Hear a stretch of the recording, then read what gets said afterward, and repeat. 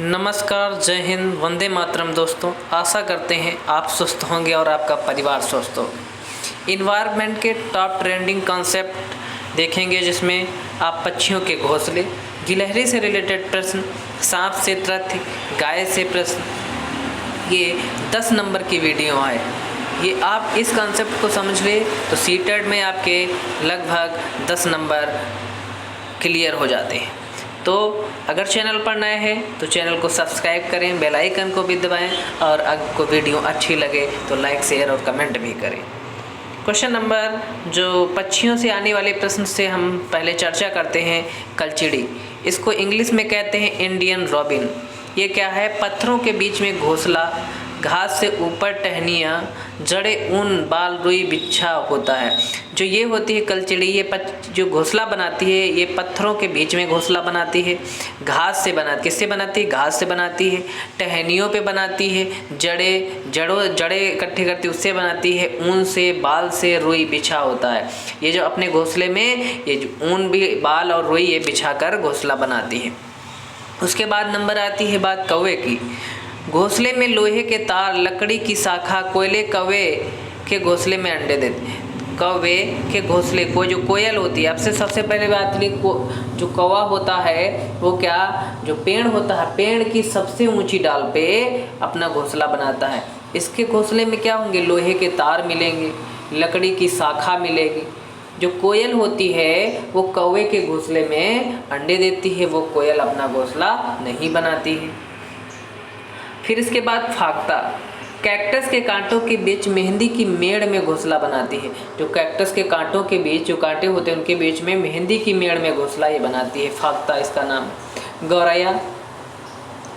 गौरैया जो होती है कहीं भी, अलमारी, छत, आईने के पीछे, घर में, अधिकतर गौरैया कहाँ? घर में घोंसला, अलमारी, छत, आईने के पीछे, यहाँ पर घोंसला। कबूतर भी यही काम, गौरैया और कबूतर भी यही करता है। बसंत गौरी इसके बाद आता है। पेड़ के तने में छेद बनाकर अंडे रखती है।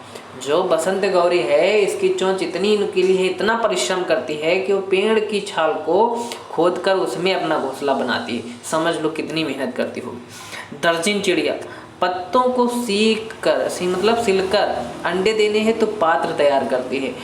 ये भी एक जो दर्जन चिड़िया है ये भी एक कलाकार मानो इसको अपने वो सिलकर ऐसा सिलती है जैसे अंडे देने पात्र तैयार करती है। एक पात्र मान लीजिए, कटोरा जैसा वो तैयार करती है।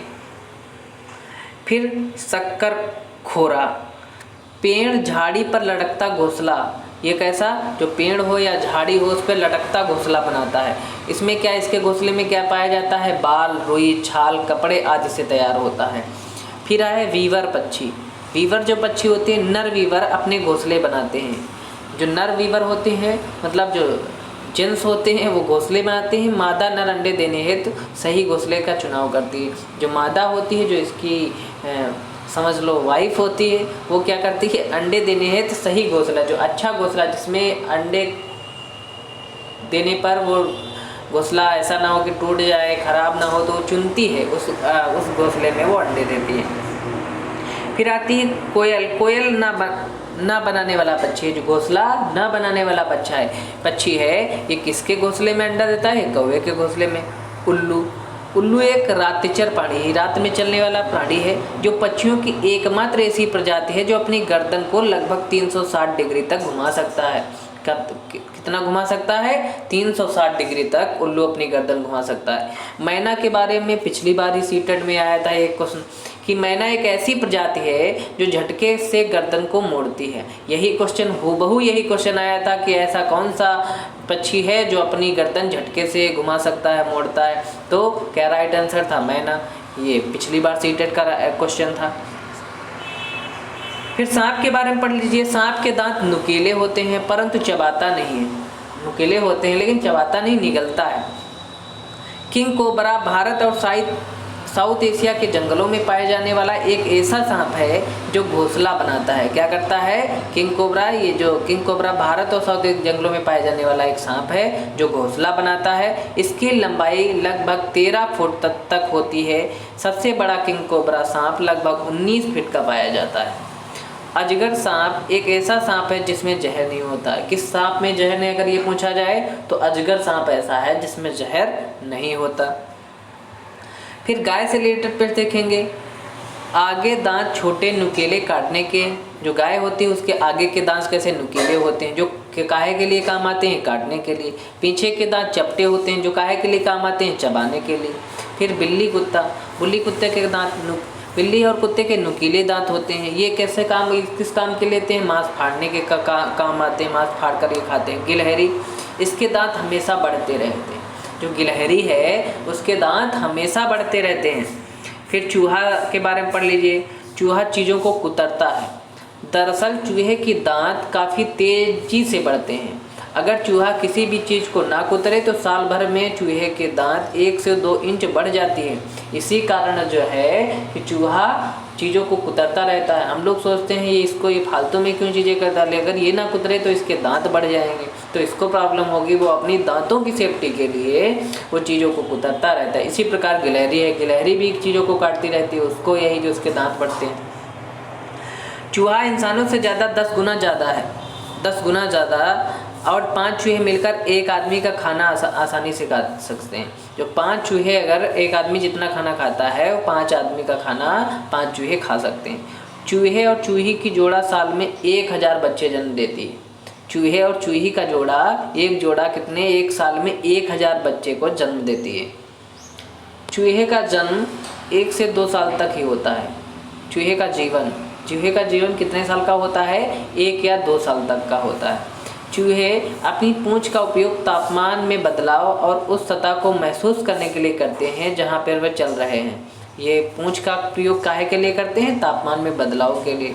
किस, उस सतह पर महसूस करते हैं जहां पर वे चल रहे होते हैं, जहां वो जा रहे होते हैं। फिर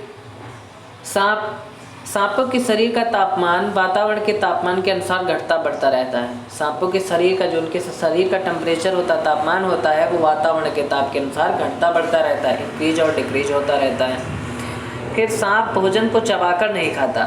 क्या करता है ये सांप, भोजन को चबाकर नहीं खाता बल्कि इसे साबुत निगल जाता है। क्या करता है, निगल जाता है। अधिकांश सांपों के जबड़े इनके सिर से बड़े होकर बड़े शिकार को निगल सकने के लिए बने होते हैं। उदाहरण के लिए अजगर, गौरतलब है कि सांप अपना मुंह 150 डिग्री तक खोल सकता है। कितना, लगभग एक सीधी रेखा के समतुल्य।